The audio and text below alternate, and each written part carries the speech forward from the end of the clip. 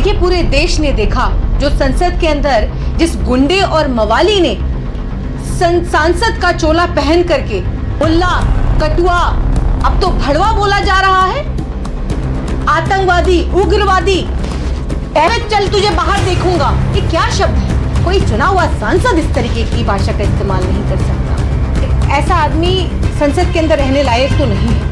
कि लाखों करोड़ों लोग मुसलमानों से मैं अपील करना चाहती हूँ कि ऐसे सड़क छाप गुंडे के खिलाफ आप एफआईआर दर्ज करिए, क्योंकि धरने पर भी बैठना चाहिए, ऐसे लोगों के खिलाफ कार्यवाही की मांग भी करनी चाहिए, एफआईआर भी दर्ज करनी चाहिए। बोल रहे थे संसद के अंदर, लेकिन भावना मेरी भी आहत हुई है। मुझे भी देश के प्रधानमंत्री जी और ओम बिरला जी से मैं मांग करती हूँ कि देखिए, ये जो इन्होंने शब्द बोले हैं, एक सांसद होते हुए दूसरे सांसद के लिए जिस तरीके के शब्दों का प्रयोग किया है, देखिए मैं मांग करती हूँ कि सबसे पहले उनका मानसिक संतुलन क्या है और किस मानसिक संतुलन में है, वो उसकी जांच होनी चाहिए। उनका प्रॉपर जो ट्रीटमेंट है वो कराया जाना चाहिए। जांच के बाद ये देखना चाहिए कि वो सही मायने में अपने मानसिक संतुलन उनका ठीक था या नहीं था, या वो उन्होंने ये सोच समझ करके ये बोला है, वो अपराधी हैं, या मानसिक संतुलन खो देने की वजह से या मानसिक संतुलन ठीक नहीं है, उस वजह से ये ऐसे शब्दों का इस्तेमाल किया है। फूल न कोई खुशबू न कोई रौनक, उस पर कांटों की जहालत नहीं देखी जाती, और हमने खोली है इसी बाग में अपनी आंखें, हमें इस बाग की हालत नहीं देखी जाती।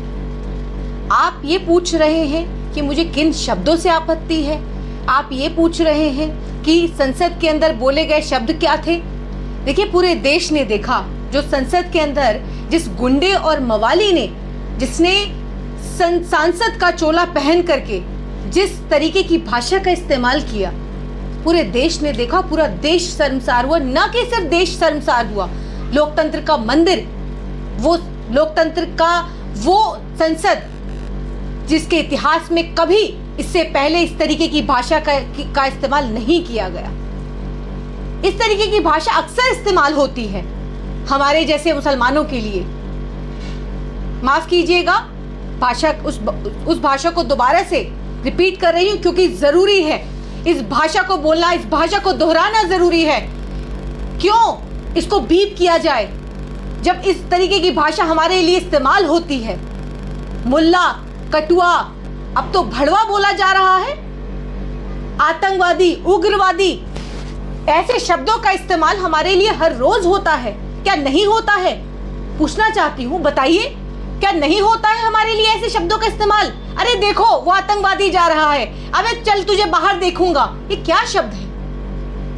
ये किसी मर्यादित संसद के शब्द लगते हैं कि कोई सांसद इस तरीके के शब्दों का इस्तेमाल कर रहा है? ऐसा लग रहा था जैसा कोई गुंडा, मवाली, सड़क छाप, कोई गली का जो मवाली होता है, इस तरीके की भाषा का इस्तेमाल वो करता है। कोई चुना हुआ सांसद इस तरीके की भाषा का इस्तेमाल नहीं कर सकता। दिखाना चाहती हूं, ये कॉन्स्टिट्यूशन, ये प्रिम्बल है, we the people of India. क्या मतलब है we the people of India का?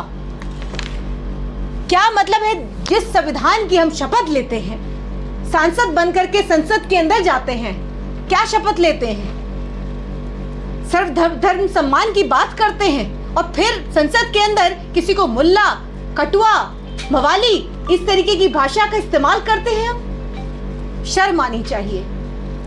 आज लोकतंत्र तो शर्मसार हुआ ही है, पूरा मुस्लिम समुदाय शर्मसार हुआ है, और बहुत ज्यादा शर्मिंदगी हो रही है इस बात को कहते हुए कि रमेश बिधूड़ी के आजू बाजू जो बैठे हुए सांसद हैं वो हंसी और ठिठोली करते हैं। उनकी तरह जो सड़क छाप जो बातें कर रहा है रमेश बिधूड़ी, उनके साथ वो हंसते हैं, मुस्कुराते हैं, हंसी आती है उन्हें। बेहद शर्मनाक है। रविशंकर प्रसाद, देखिए जिस तरीके से रविशंकर प्रसाद ठीक पीछे बैठे हैं, लेकिन आज बात ये नहीं है कि ये पहली बार बोला गया है या दूसरी बार बोला गया है या संसद के अंदर बोला गया है। इस तरीके की भाषा तो 2014 के बाद आम है। हमें लगातार आतंकवादी कहा जाता है, लेकिन कोई कार्यवाही नहीं होती है। संसद में जो हुआ, क्या कह सकते हैं कि उनका दिमागी संतुलन सही था और क्या देखिए, संसद में रहना चाहिए? देखिए, ऐसा आदमी संसद के अंदर रहने लायक तो नहीं है, क्योंकि जिस तरीके की भाषा का उन्होंने इस्तेमाल किया और कहा बाहर देख लूंगा, तो इस तरीके की भाषा कौन इस्तेमाल करता है? बाहर देख लूंगा मतलब यानी धमकी है, सीधा सीधा कुंवर दानिश अली को धमकी है, बाहर देख लूंगा, बाहर मारूंगा, जान से मार दूंगा, क्या कर दूंगा। तो इस तरीके की भाषा का इस्तेमाल संसद के अंदर पहली दफा हुआ है इतिहास के अंदर। ऐसे सांसद को सांसद कहलाने लायक नहीं है, लेकिन ऐसे फिर भी कहूंगी सांसद को संसद के अंदर रहने का कोई अधिकार नहीं। हालांकि कुंवर दानिश अली ने अपनी तरफ से एक नोटिस दिया है, जिसके अंदर उस नोटिस के अंदर रूल 222, 226, 227 के तहत कार्यवाही की मांग की है। दिखाना चाहती हूँ, ये दानिश अली का ये नोटिस दिया गया है। क्या लगता है कार्रवाई होगी उस पर? विशेष अधिकार के लिए और भी कई सांसदों ने नोटिस दिया है। देखिए, आप देखते रहे हैं कि देश के अंदर किसके खिलाफ कार्यवाही होती है, कौन जेलों के अंदर ठूसा जाता है, किसको पत्थरबाज बता करके उस पर मुकदमे होते हैं, CNRC से लेकर और आज तक, चाहे वो नूह का मामला हो, चाहे वो देश की बेटी का मामला हो। आज अब मैं याद दिलाना चाहती हूँ कि जिस तरीके से नूह के अंदर हजार लोगों के घरों को बुलडोज कर दिया गया, उनको पलायन करने पर मजबूर किया गया। बिल्किस बानो का इंसिडेंट याद दिलाना चाहती हूँ। जेलों के अंदर बंद हो जाने के बावजूद भी 11 अपराधियों को किस तरीके से छोड़ दिया गया, मिठाइयाँ खिलाई गई, फूल माला पहनाई गई। तो आज क्या होता है, आज एक समुदाय के लिए आप जहर उगलिए, नफरत परोसिए और फिर उसके बाद आपका फूल माला से स्वागत होगा, आपको मिठाई खिलाई जाएगी, आपको टिकट दिया जाएगा। रमेश बिधूड़ी को भी आप देखिएगा इसी तरीके से इनकी पदोन्नति होगी। हम अनुराग ठाकुर नहीं भूले हैं, गोली मारो सालों को, देश के गद्दारों को किस तरीके की भाषा का इस्तेमाल अनुराग ठाकुर ने किया था, कपिल मिश्रा ने किस तरीके की भाषा, और लगातार बीजेपी के सांसद, बीजेपी के मंत्री, बीजेपी के प्रवक्ता नुपुर शर्मा, नवीन कुमार जिंदल, हम नहीं भूले हैं देश को शर्मिंदा करने के साथ साथ एक समुदाय के लिए जिस तरीके से नफरत परोसने का काम किया है, अब देश जानता है। क्या सजा मिलनी चाहिए इस सांसद? देखिए, ऐसे सांसद को सबसे पहले निलंबित किया जाना चाहिए। अगर मणिपुर का मुद्दा उठाने पर अगर राघव चड्ढा और संजय सिंह को निलंबित किया जा सकता है, तो ऐसे गुंडे, मवाली और देश के अंदर बैठने वाले, देश के लाखों करोड़ों लोगों का प्रतिनिधित्व करने वाले जो चुने हुए सांसद जिस तरीके की सड़क छाप भाषा बोलते हैं, तो क्या उनको लगता है कि उनको संसद के अंदर रहने का अधिकार है? आप चुने हुए सांसद को गुंडे मवाली कह रहे हैं? देखिए, आप बिल्कुल सही कह रही हूँ, और ऐसे लोगों के लिए इसी तरीके की भाषा का इस्तेमाल किया जाना चाहिए। ऐसे लोग संसद के अंदर बैठने के लायक नहीं है। ऐसे लोगों की असल जगह जो है वो उसको उसकी असल जगह पहुंचाया जाना चाहिए। मैं तो कहती हूँ उस पर FIR की जानी चाहिए। देश के लाखों करोड़ों मुसलमानों से मैं अपील करना चाहती हूँ कि ऐसे सड़क छाप गुंडे के खिलाफ आप FIR दर्ज करिए, क्योंकि सिर्फ ये कुंवर दानिश अली को गाली नहीं थी, भड़वा सिर्फ कुंवर अली दानिश को नहीं कहा गया, ये करोड़ों हिंदुस्तान के 20 करोड़ लोगों को गाली है। भड़वा सिर्फ भड़वा और कटुआ और मुल्ला, आतंकवादी, उग्रवादी सिर्फ कुंवर दानिश अली को नहीं कहा गया, ये हम सबको कहा गया है और हम सब लोग शर्मिंदा हैं। और हम सभी लोगों को ऐसे लोगों के खिलाफ हमें धरने पर भी बैठना चाहिए, ऐसे लोगों के खिलाफ कार्यवाही की मांग भी करनी चाहिए, FIR भी दर्ज करनी चाहिए। बोल रहे थे संसद के अंदर, लेकिन भावना मेरी भी आहत हुई है। मुझे भी जो जिस तरीके से उन्होंने कुंवर दानिश अली को भड़वा और कटुआ कहा है, मेरी भी भावना आहत हुई है, करोड़ों लोगों की भावना आहत हुई है। या पागल खाने भेजे? देखिए, मुझे तो लगता है कि इनका मानसिक संतुलन ठीक नहीं है। देखिए, दोनों ही जगह आप इनको अगर भेज दिया जाए तो दोनों जगह में मुझे कोई आपत्ति नहीं है, लेकिन इनको सबसे पहले इनका एक इलाज कराने की जरूरत है। इनको डॉक्टर की जरूरत है, और उसी डॉक्टर की जरूरत है जो कि प्रधानमंत्री जी ने जो दरभंगा के अंदर एम्स बनाया है, उसी एम्स के अंदर इनका इलाज हो, फिर उसके बाद इनको ससुराल भेजा जाए और ससुराल भेज करके इनका सही ट्रीटमेंट हो, तब जाकर के इनकी अकल ठिकाने आएगी। इसमें आश्चर्य की क्या बात है? इससे पहले भी खुले मंचों से इस तरीके की भाषा का इस्तेमाल किया जाता रहा। नहीं, मुझे कोई आश्चर्य नहीं है। हाँ। मुझे किसी भी तरीके का कोई आश्चर्य नहीं। हम तो आदि, हम हर रोज इन शब्दों के साथ जीते हैं। सवाल ये है, दानिश अली कह रहे हैं कि मैं इस्तीफा दे दूंगा अगर मेरे साथ इंसाफ नहीं हुआ। देखिए, वो उनका व्यक्तिगत उनका विचार है, लेकिन हम इन जैसे जो गुंडे और मवाली और सड़क छाप लोग हैं, देखिए इनसे हमारी लड़ाई लंबी है।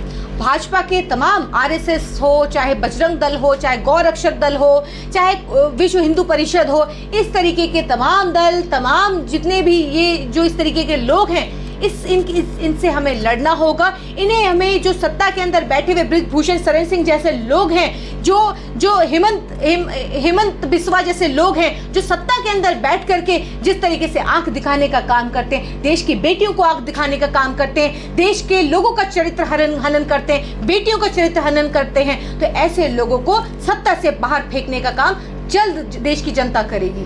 जनता के जरिए जो चुना हुआ सांसद लाखों लोगों ने वोट किया है, जब पार्लियामेंट में उसके साथ ऐसा हो सकता है तो आम मुसलमानों पर इसका क्या असर पड़ेगा आपके हिसाब से? देखिए, आप बिल्कुल मोदी जी से, ओम बिरला जी से जो इस मामले में कुछ कर सकते हैं, उनसे आप क्या कहेंगे? देखिए, हम मांग करते हैं कि देखिए, ऐसे अगर सांसद जो देश की सबसे बड़े मंदिर के अंदर, लोकतंत्र के मंदिर के अंदर इस तरीके की भाषा का प्रयोग करेंगे, तो देखिए जाहिर है कि ऐसे जब अमर्यादित भाषा का इस्तेमाल होगा तो लोग और खास करके ऐसे नेता संसद के अंदर जाना छोड़ देंगे, संसद जाने से डरेंगे, राजनीति में लोग आने से डरेंगे, और खास करके मुस्लिम समुदाय, माइनॉरिटी राजनीति में आने से डरेगा। तो देखिए, मैं कहना चाहती हूँ कि देखिए, ऐसे लोगों के खिलाफ जिनका मानसिक संतुलन ठीक नहीं है, जो देखिए जो इस तरीके की सड़क छाप भाषा का इस्तेमाल करता है, कि ऐसे लोगों को के खिलाफ सख्त से सख्त कार्रवाई होनी चाहिए।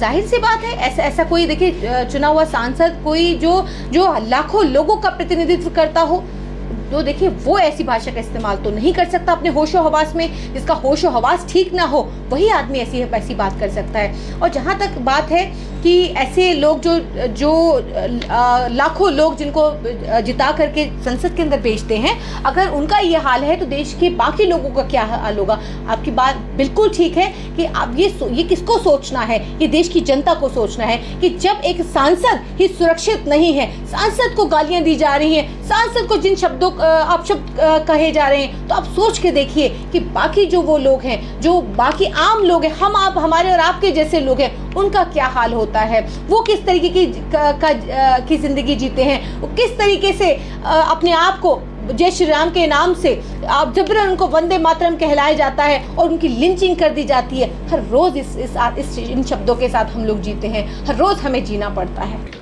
देखिए, सबसे पहले तो मैं देश के प्रधानमंत्री जी और ओम बिरला जी से मैं मांग करती हूँ कि देखिए ये जो इन्होंने शब्द बोले हैं, एक सांसद होते हुए दूसरे सांसद के लिए जिस तरीके के शब्दों का प्रयोग किया है, देखिए मैं मांग करती हूँ कि सबसे पहले उनका मानसिक संतुलन क्या है और किस मानसिक संतुलन में है, वो उसकी जांच होनी चाहिए। उनका प्रॉपर जो ट्रीटमेंट है वो कराया जाना चाहिए। जांच के बाद ये देखना चाहिए कि वो सही मायने में अपने मानसिक संतुलन उनका ठीक था या नहीं था, या वो उन्होंने ये सोच समझ करके ये बोला है, वो अपराधी हैं, या मानसिक संतुलन खो देने की वजह से, या मानसिक संतुलन ठीक नहीं है उस वजह से ये ऐसे शब्दों का इस्तेमाल किया है। उसके बाद तय किया जाना चाहिए कि इनकी सज़ा क्या होनी चाहिए।